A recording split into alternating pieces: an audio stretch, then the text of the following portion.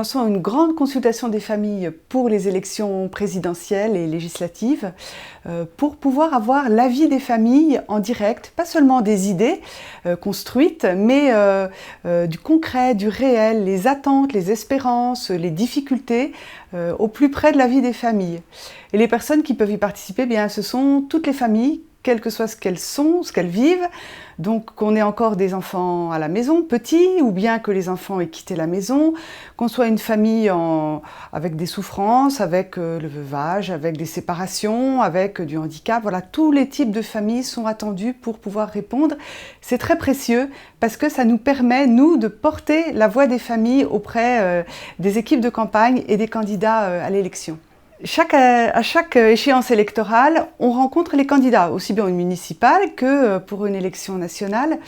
Et on s'est rendu compte qu'on a beaucoup d'idées, mais on ne les confronte pas toujours au réel, ou alors de façon très empirique. Et là, on a voulu un peu organiser les choses pour avoir vraiment de la matière qui colle, qui reflète, qui relaye les attentes des familles, aussi bien ce qu'ils espèrent, mais aussi leurs idées, parce que je pense que les familles sont les petits laboratoires, les petites cellules de base de la société qui permettent de réfléchir à tout ce qui est bon pour la société.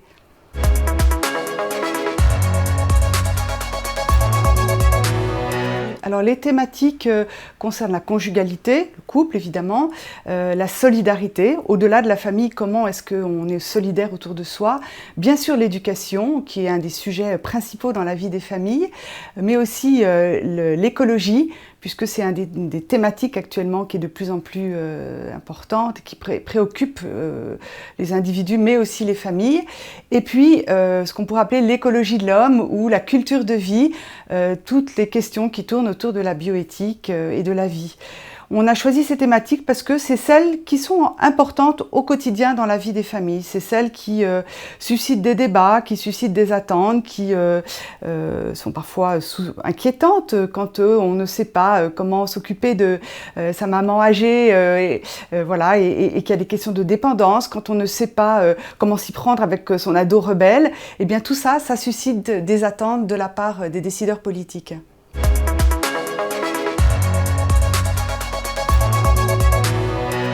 Alors, il y a un enjeu, une attente essentielle, c'est de prendre la réalité familiale comme un sujet en soi.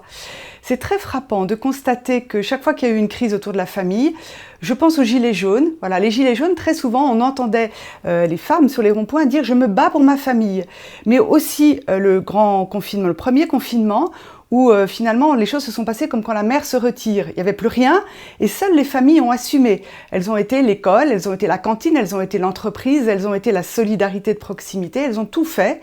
Voilà, on s'en est rendu compte à ce moment-là, à quel point la famille était la cellule de base, était le premier amortisseur social, le premier lieu de solidarité, mais les mauvaises habitudes sont revenues et de nouveau, bien, on fait comme s'il n'y avait que 67 millions d'individus pour lesquels les candidats préparent des propositions.